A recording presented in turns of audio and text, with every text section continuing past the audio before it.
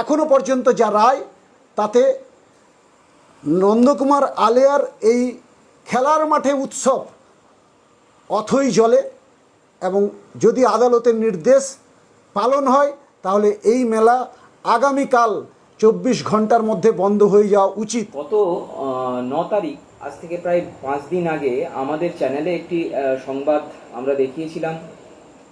নন্দকুমার আলেয়ার কালী পুজো হওয়াটা নিয়ে একটি অশনি সংকেত দেখা গিয়েছিল, কারণ মহামান্য হাইকোর্টের একটি রায় ওই পুজোর ওপরে একটি সংকট তৈরি করেছিল। বর্তমান কি পরিস্থিতি, যেহেতু আজকে একটি ডেট ছিল, তো সেই মামলার যিনি প্রকৌশলী আইনজ্ঞ দীনেশবাবুর সামনে এই মুহূর্তে আমরা আছি। স্যারকে জিজ্ঞেস করব ওই আলেয়ার যে কালী পুজোর সংক্রান্ত যে মামলাটি, সেই মামলাটির বর্তমান পরিস্থিতি কি আছে। আজকে মহামান্য কলকাতা হাইকোর্টের ডিভিশন বেঞ্চ জাস্টিস রায় চট্টোপাধ্যায় এবং জাস্টিস স্মিতা দাস দে দুজনের ডিভিশন বেঞ্চে মাননীয় জেলা শাসকের বিরুদ্ধে আদালত অবমাননার মামলা দায়ের হয়েছিল।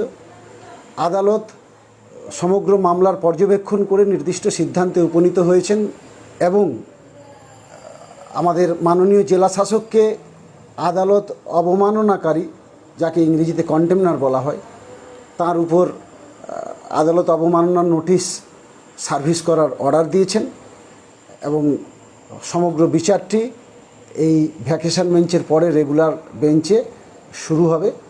অর্থাৎ আদালতের প্রাথমিক যে পর্যবেক্ষণ, তাতে জেলা শাসক মহাশয় তিনি আদালতের এর আগের যে জনস্বার্থ মামলা দায়ের করা হয়েছিল 2024 সালের জনস্বার্থ মামলা নম্বর 517, যেটি 13ই ফেব্রুয়ারি 2025 সালের অর্ডার ছিল যে খেলার মাঠে কোনো ধরনের কমার্শিয়াল অ্যাক্টিভিটি করা যাবে না, শুধুমাত্র পুজো কথার মধ্যে যদি আপনি বক্তব্যটা রাখেন তাহলে একটি ভুল বার্তা যাবে সমাজের কাছে। নন্দকুমার আলেয়া শুধুমাত্র পুজো করছে না, তারা প্রায় 15 দিন ধরে স্কুলের খেলার মাঠ 1.37 একরের প্রায় খেলার মাঠ, যেটা কিনা নন্দকুমার বাসীর কাছেই একমাত্র খেলার মাঠ, সেটা অকুপাই করে একটা কমার্শিয়াল অ্যাক্টিভিটি তারা করেন। আমরা তার নথিও পেয়েছি।